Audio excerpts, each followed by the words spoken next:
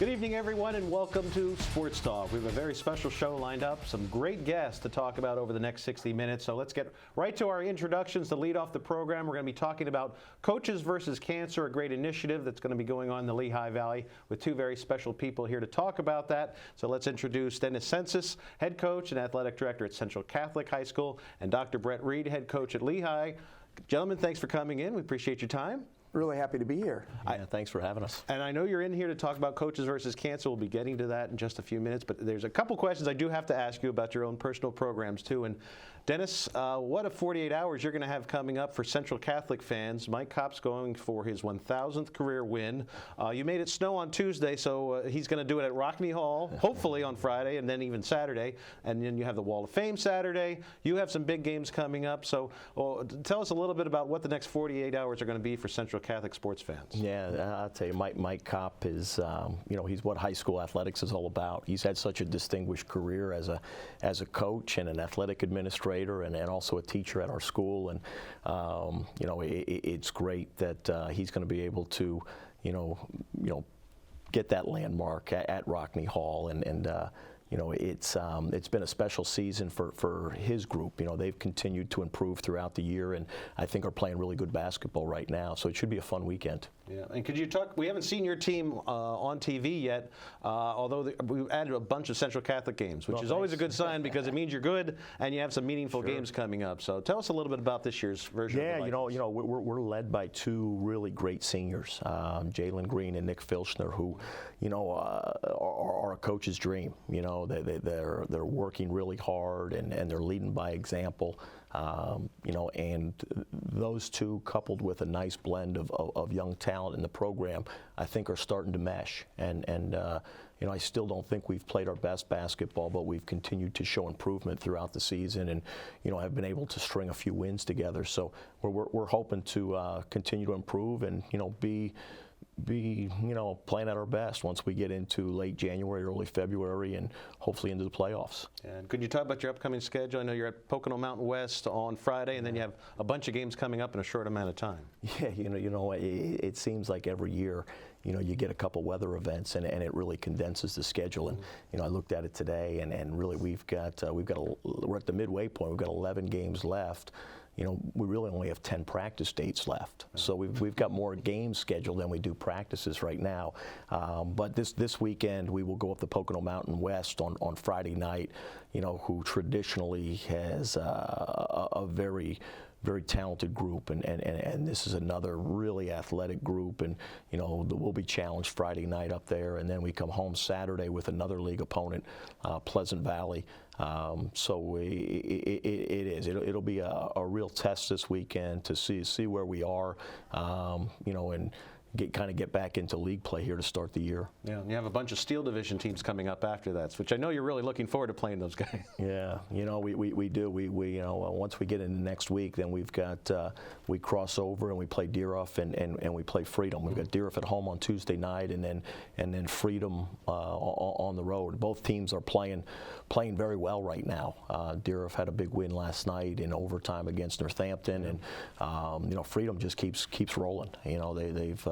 They came out of the gate strong and just keep playing really good basketball. So I think East Penn Conference fans have a lot to look forward to the next 3 or 4 weeks of the regular season as we start to get primed up for playoffs. Yeah. It's fun for us fans. I don't know how fun it is for coaches when you have all these tough games right in a row, but it certainly is an enjoyable high school season. Yeah.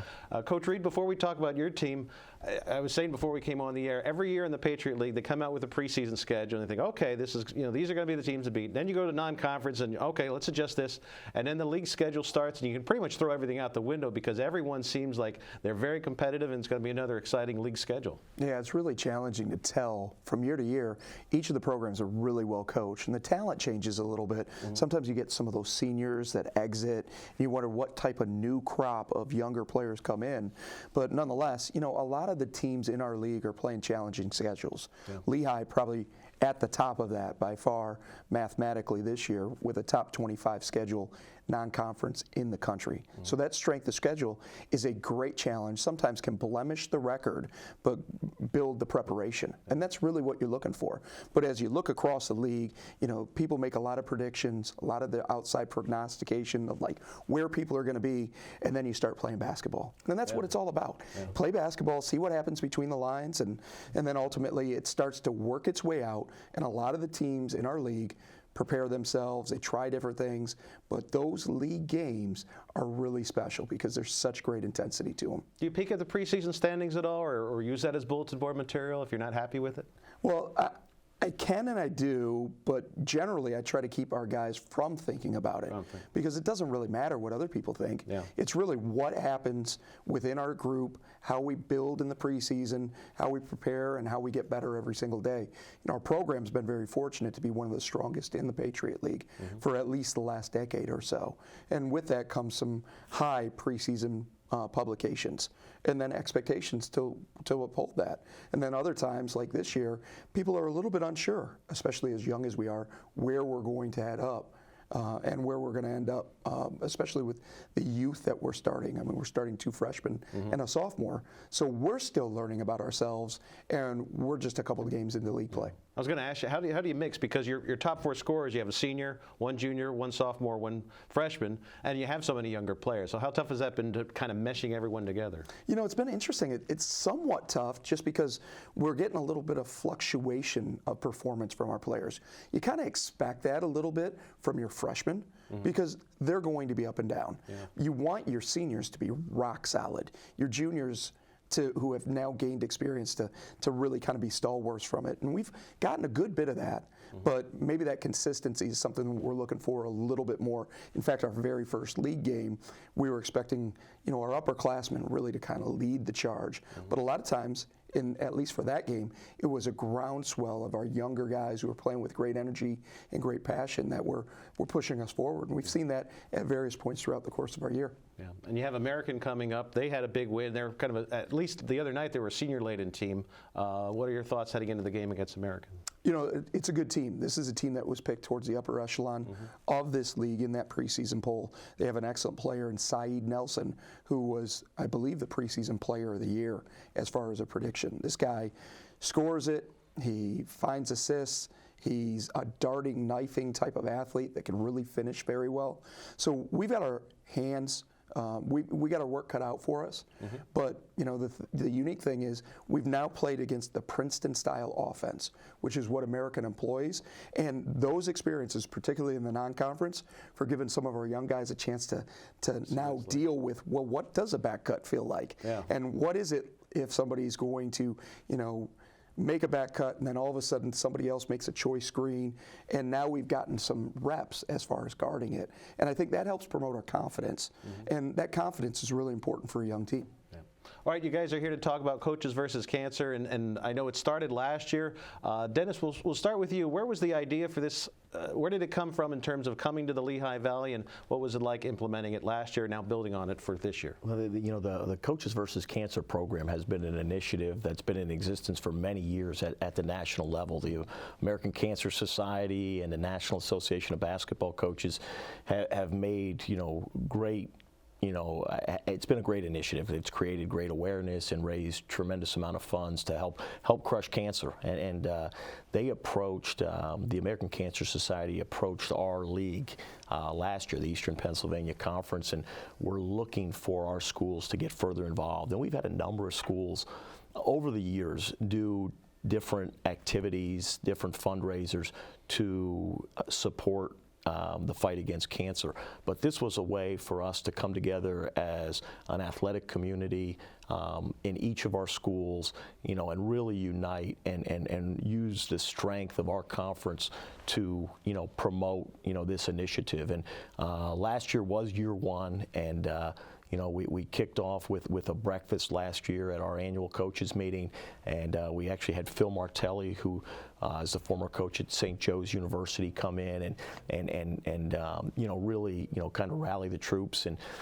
in our first year, we raised over $15,000 as a conference, and we had 14 schools participate.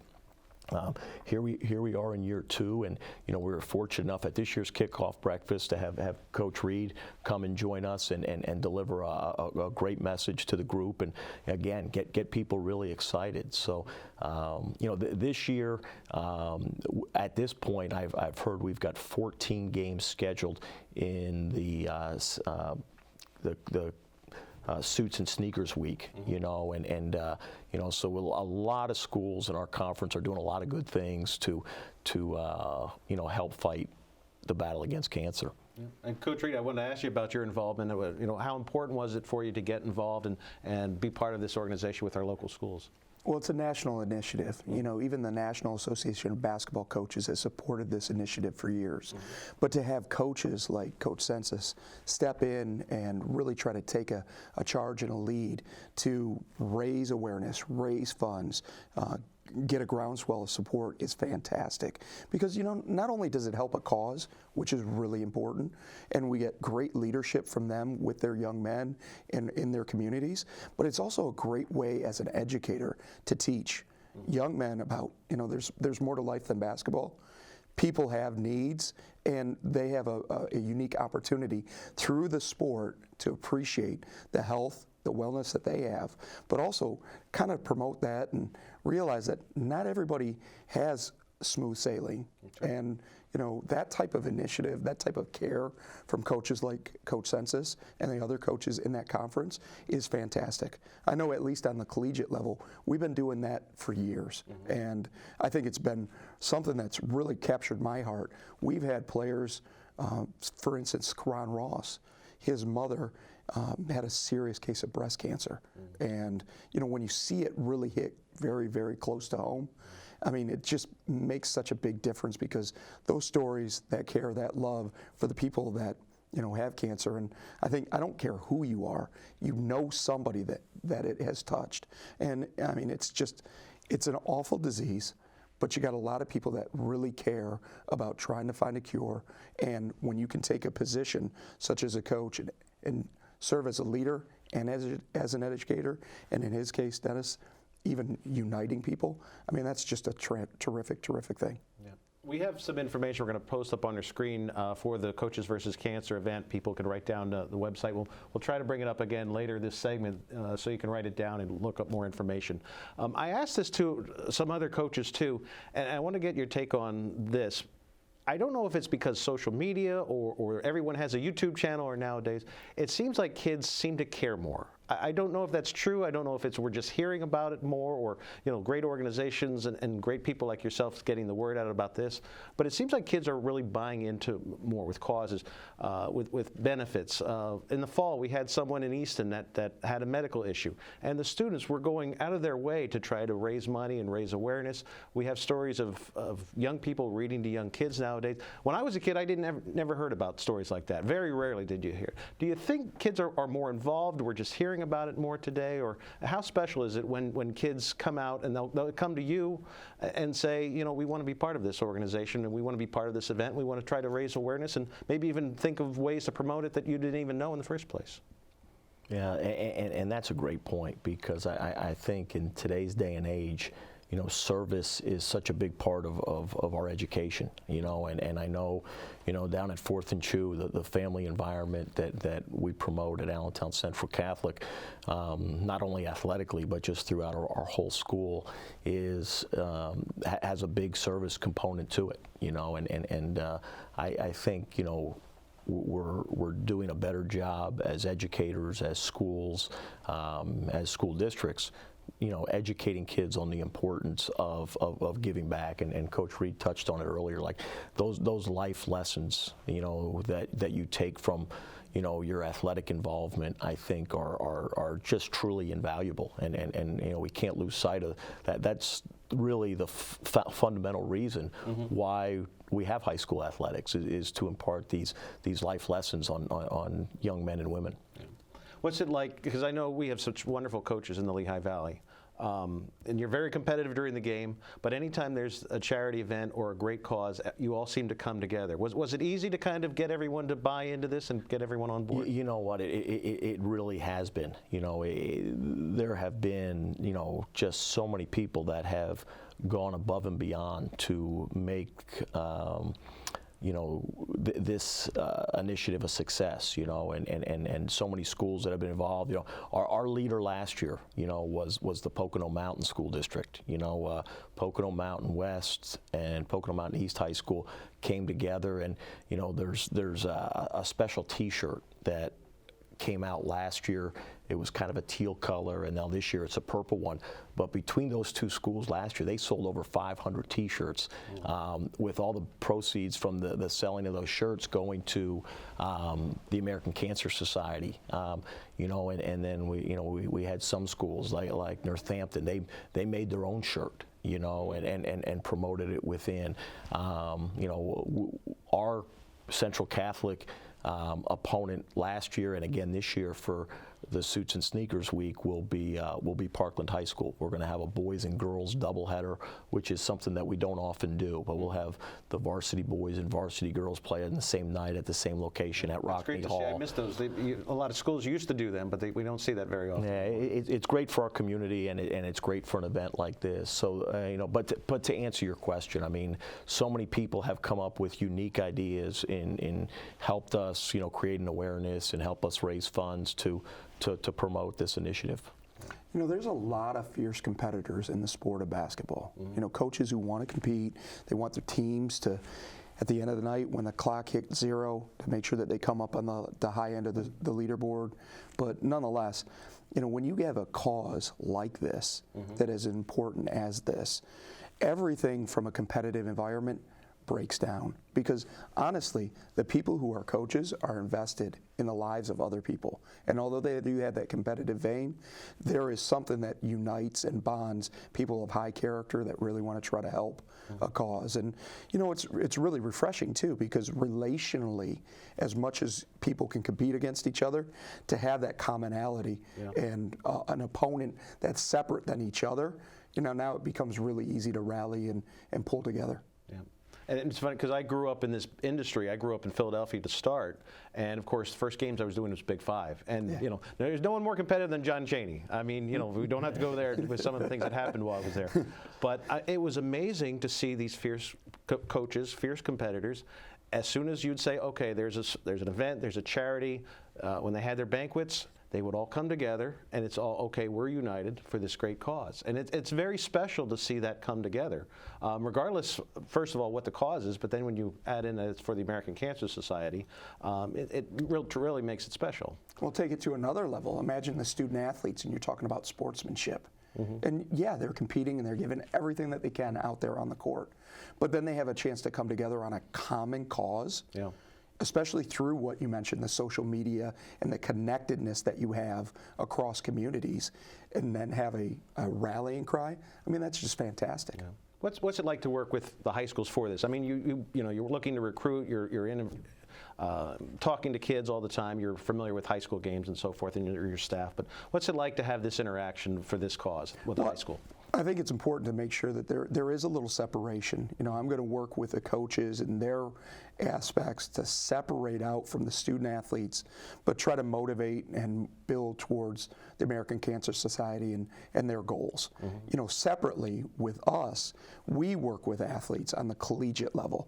So that way there isn't the separation. There is the separation between anything that involves around recruiting and anything that's a community type of event. So I'm happy to partner with all of our community coaches in the ways that the NCAA rules allow, but certainly want to make sure that this is not done for any advantage, to get to know any kids, to do anything recruiting-wise. It is strictly done because, you know what, it's a huge cause, and there's a great need. And I'm happy to do anything I can as an advocate to be able to help and support a cause like this. And it's great because when we have our games at the collegiate level, we have the same thing. We dress up in suits and sneakers, and first time I put them on at the college level, I'm like, this looks horrible. It really does. I got these big old white shoes and the suit and everything. But as you're doing it, you start to understand, well, what does it really mean? What does it stand for? And then it's like, where maybe early on you're reluctant. You're like, yeah, I want to embrace this because this is a great opportunity and a great cause. And I'm really proud when our school, our university, Lehigh, can promote funding or just gain awareness, because it gives me a great platform, whether it's to talk on RCN or sometimes some of the radio networks around the Lehigh Valley, just to talk about this great cause. Yeah. Speaking of the style act, do you coaches get together and talk about anything? Because Coach Stellato usually is pretty sharp with his suit and tie and then the sneakers. Do you have any bets or any kind of side You know what? It's styling tips you guys talk about? Coach Stellato makes it tough on all of us, you know, because he raises the bar pretty high. But it's kind of a fun thing for us to put the sneakers on with the suit, and I think the players enjoy it most, because we're not as stylish as the players are when it comes to picking our shoes, and they can be pretty hard on the coaches when we when we break out our set of kicks, as the kids like to call them. Yeah, you got to really watch it. I got some younger coaches on our staff, and they'll get the best top of the line shoes to kind of bring them out. And I'm just rolling out with whatever I've been wearing. So you got to watch your style game a little bit too. There's no doubt about it. There's a whole realm of this I didn't even imagine that you had to think about heading into this. We only have a couple minutes left. I wanted to bring up the contact information again and give you an opportunity to talk about anything else you wanted to get there. We have the dates on the screen. It's going to be January 26th through the 20th through the 26th for suits and sneakers.org. And obviously, I guess one of the initiatives and ways that people can help is to come out and support your local teams during that week. Absolutely. The young men and women in our conference work really hard to put a good product out on the floor, and that's the reason number one to come out. They're working hard day in and day out to make their programs competitive. So come out, see a competitive brand of basketball, and help us continue to create an awareness for the fight against cancer, and there will be T-shirts on sale at all the venues. They're niche shirts, they're stylish shirts, they're purple in color this year, and our goal is to see them throughout the Lehigh Valley over the summer months when we're playing in the parks and things like that. So hopefully we'll see a lot of folks out at our games later this month to promote Coaches versus Cancer. Yeah, and I know Mark from Coaches versus Cancer, the American Cancer Society. He was unavailable today, but he's been with us before. I imagine they're pretty great to work with, setting this whole thing in motion. You know what, and they deserve all the credit for this program. I mean, they do all the behind the scenes work, and make us look good by giving us all the materials that we need to promote it. But the people in our local office of the American Cancer Society are really good folks, and work really hard to fight this disease.